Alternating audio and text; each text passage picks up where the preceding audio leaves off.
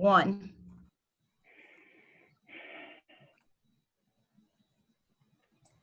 Hello, everybody. Good afternoon and welcome to our weekly COVID-19 press briefing by our County Executive, Marc Elrich, Dr. Travis Gales, our Health Officer, and also Dr. Earl Stutter, who is the Director of the Office of Emergency Management and Homeland Security. I'm Lorna Virgili, Hispanic Public Information Officer from Montgomery County, and I will be the moderator today. With that being said, for members of the media, do remember to use the chat box for permission to record and also for you to ask questions. I do identify yourselves because I don't know all of you. And with that being said, I'm going to toss it over to our County Executive, Mr. Marc Elrich. County Executive. Yeah, thank you very much. And thank you all for being here today. I think I have a relatively undramatic briefing. So I'll start with some of the stuff we've done in terms of changes. Last Friday, we announced that we're allowing venues such as indoor and outdoor restaurants to include live music performances as part of their dining experience.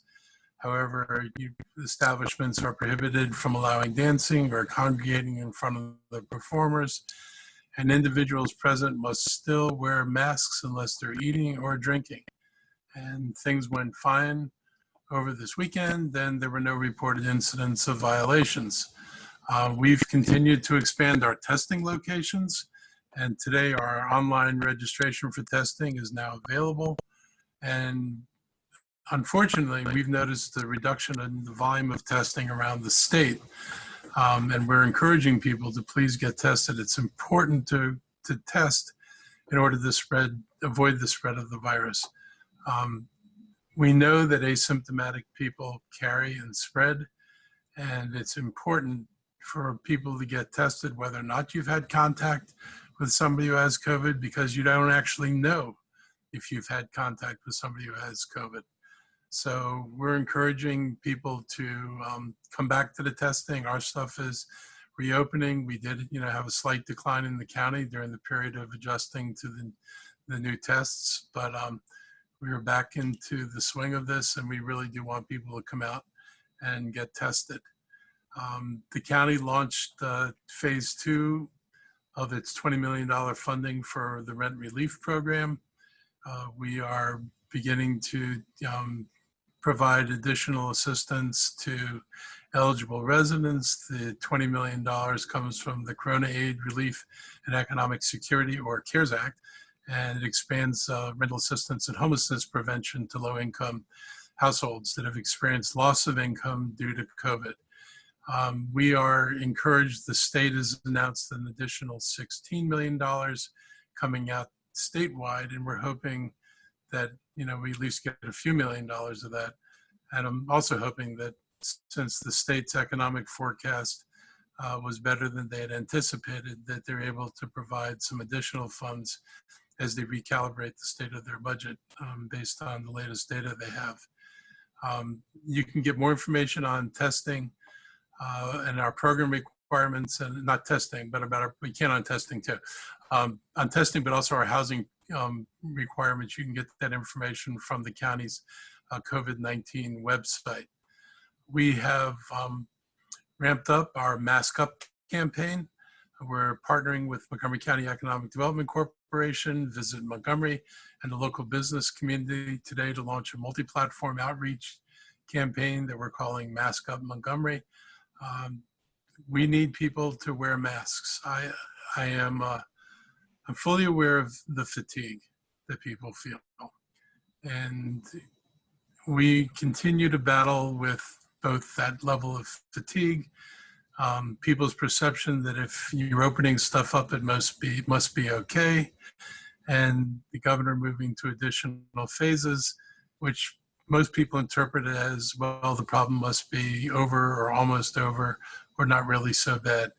We have too many cases. Too many people are testing positive. Our load is too high. It's true here, and we're not even the highest place in the state. There are counties in the state that even exceed the governor's guidelines for when you should be open. So remains a problem, and everybody, at least the medical folks, are saying they expect this to return in the fall with greater vengeance. And what we're trying to do is drive our baseline down so there's less of a platform for the virus to jump off of. And we're going to continue to do that. The partnership with the business community has been great. I think everybody there realizes that the way we keep our stores open is to keep the virus in control. And so the help and the work they do to help us with that is really important. And, you know, we're asking residents, please don't make a store owner or an employee come up to you and tell you to put your mask on. That puts them in a difficult situation. If you really don't want to wear a mask, don't go into that person's business, but don't put them in a position to have to confront you over that. Just have the grace to decide you're not going to go there if you aren't comfortable with having to wear a mask. Today's cases, we had 53 positive cases in the county. This is a pleasant break from last week when I think we peaked at 140 cases. As I've said before, this just shows you that you don't know what lies around the corner. And, you know, there was a point when we were down at 45 cases and lower. And a week ago, we're looking at 140 cases. Today, it's 53. You can't assume anything from one day or a couple of days that whatever you see now is going to be a prognosis for the future. It's not predictive. It just tells you this is the people who came in and got tested. So we're going to always continue to monitor that. When the governor was talking about reopening, he talked about Connecticut, New Jersey, and New York as examples that Maryland could follow. And I just want to give people a little comparison point on this.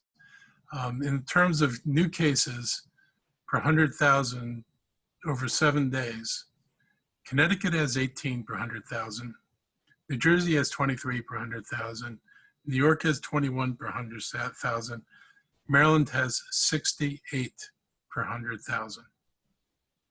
That is not the same number as these other jurisdictions. I just noticed that New York will open restaurants, which are already open, even in Montgomery County, indoor dining. They're going to announce they're going to allow that on October 1st, but they're only allowing it at 25% capacity. And they will reevaluate on November 1st as to whether they can go to 50% capacity. All of these other jurisdictions eased their restrictions when their rates were lower than Maryland's rates, and they've been still more cautious about what they've opened despite having better rates than we do. So we're, you know, if we're looking at them, we're looking to see what happens there and if they can sustain these numbers. But, you know, we continue to think the numbers here are too high. The governor made an announcement today about the Interstate Compact with the Rockefeller Foundation that will expand the use of point-of-care antigen tests. These are really important tests, but he didn't have an update. We don't know when these are going to be available. We don't know whether they will be available, if there will be disbursement to the counties, or whether the state's going to handle all of that. We do know that he emphasized that it will be used in places like nursing homes, correctional facilities, colleges, and universities. So stay tuned. And if we get more information, we will share that with you. And I understand that Maryland will be the first state in the compact to get testing.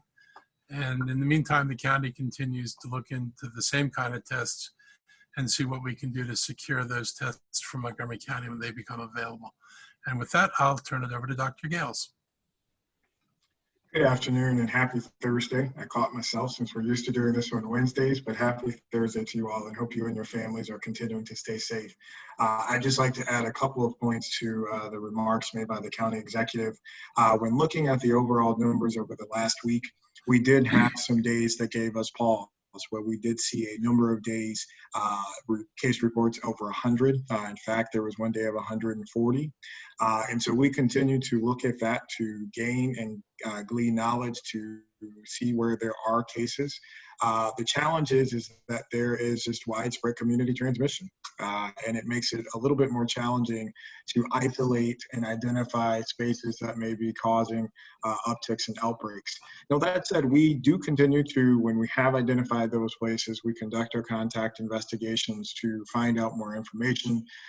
And at this point, we have a number of ongoing investigations that do involve churches, some schools, a correctional facility with the case, as well as we recently had a number of cases associated with one of our homeless shelters.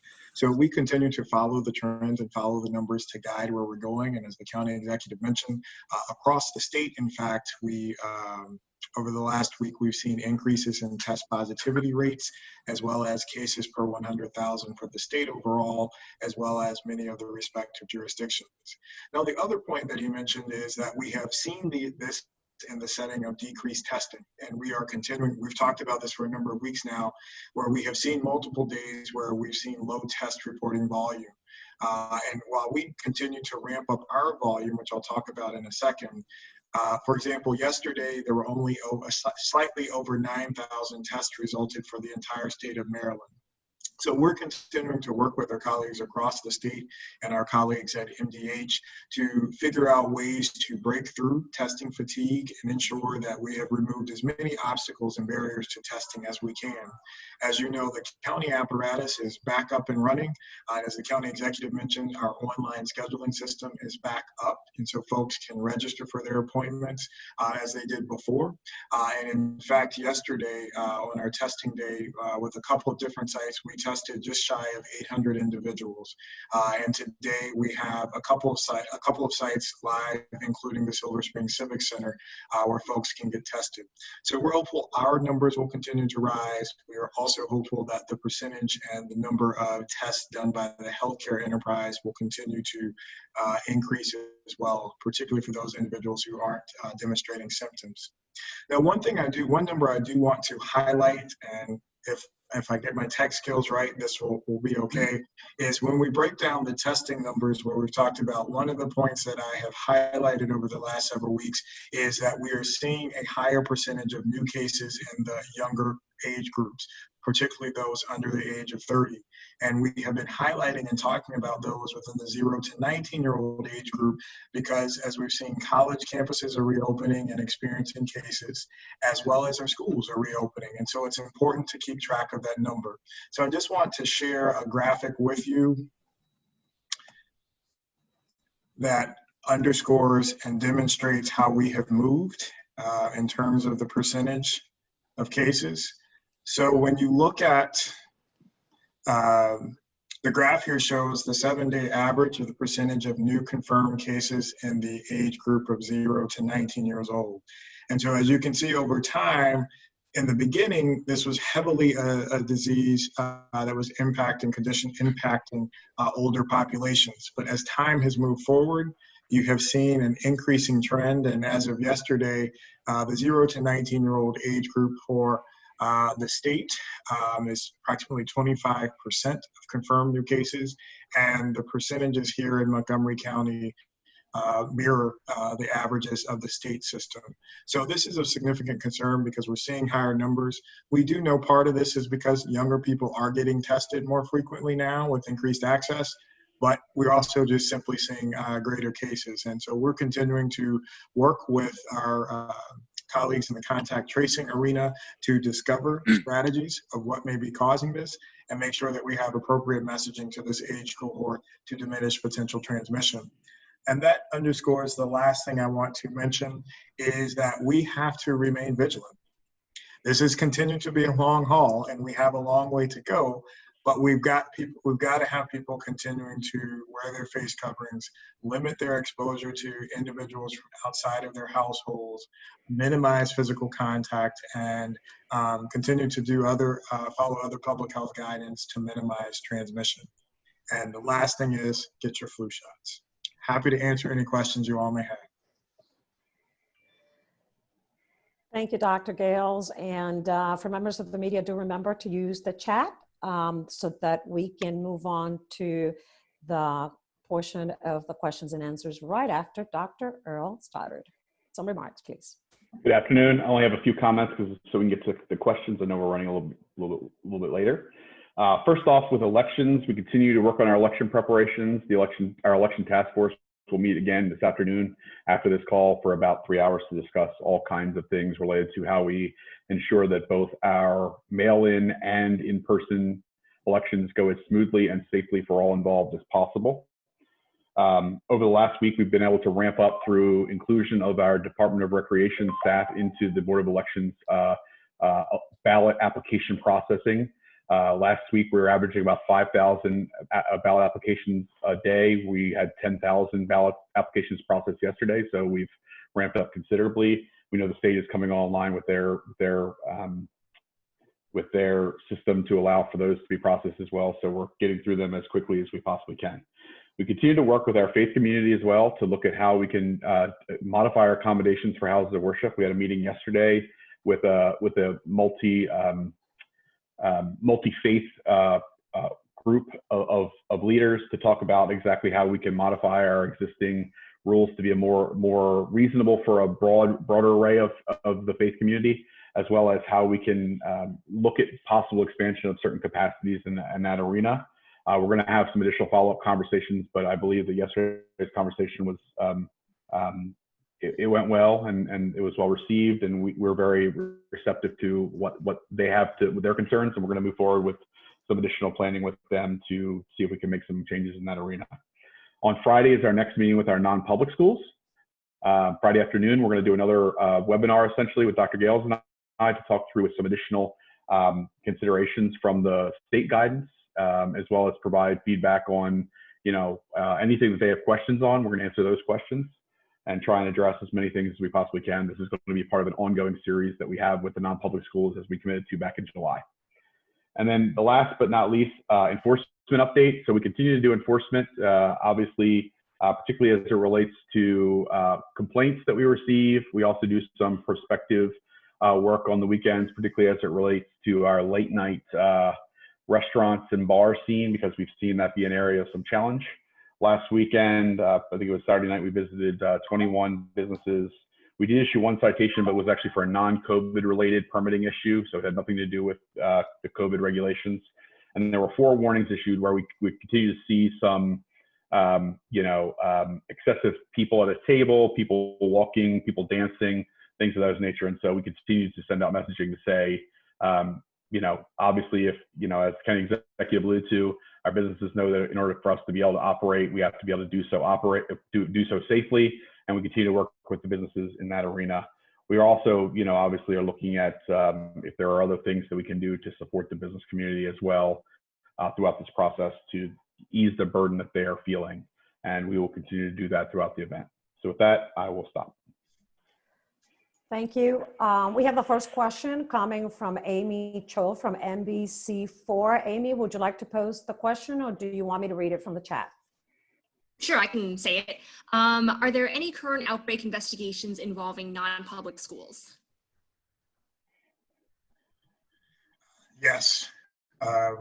We actually, to date, have had, I believe, approximately 13 different schools that have had incidences involving cases of teachers and staff and students. We currently have, I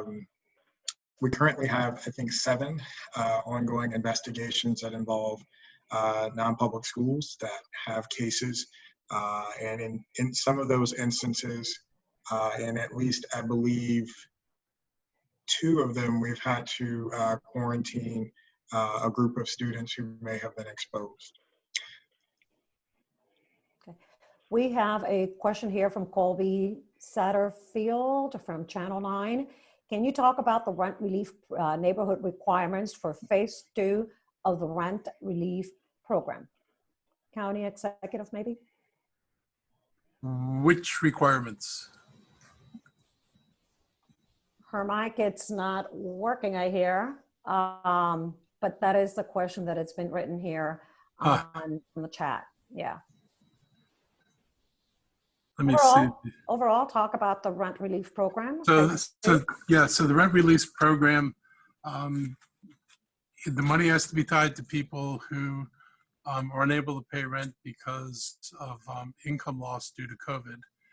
And we are using the CARES Money Act to help fund this.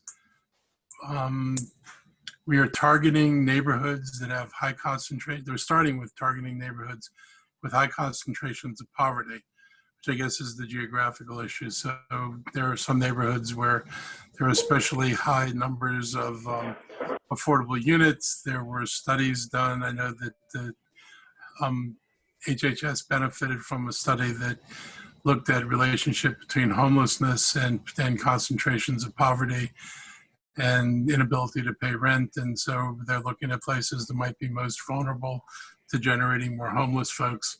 And so it's going to start there, and then we'll be making it available to more people. And hopefully the state money will be something that we can add to the mix if they allow us to use the same guidelines as the feds. We'd be able to add that to the mix of people that we're helping. Thank you, County. I can add a little bit to that based on the guidelines. So eligible renters are those who are 60 or under 60% of AMI, which is average median income. It's approximately $65,500 in Montgomery County for a family of three. And that lost income has to be due to COVID-19. They have to be rent burdened or behind on rent, and they have to be a resident of Montgomery County since at least February. And so households can have, we're not really looking for that they, there are some that have informal lease agreements. We're still allowing those to be considered for this particular program as well. And so what we'll do is for those who are approved, they can receive up to $4,000 in rent arrears and a rent credit for future months. It'll be paid directly to the landlord when a formal release agreement exists. And then eligible households who have an informal rental agreement will receive a rental assistance based on their monthly rent cost up to $4,000. So that's a little bit more on the actual requirements. Thank you, Dr. Stoddard. We have another question from Candy Cintron from El Sol Radio. Candy, would you like to ask a question, or do you want me to read it from the chat? I could ask Governor Hogan, and thank you so much for Lorna for the invitation. Governor Hogan today announced rapid testing. When is Montgomery County going to have this type of testing available, and when do you foresee this happening? We don't have any further guidelines beyond the brief announcement that the governor mentioned. So unfortunately, at this time, we don't have any further details to be able to answer your question more specifically.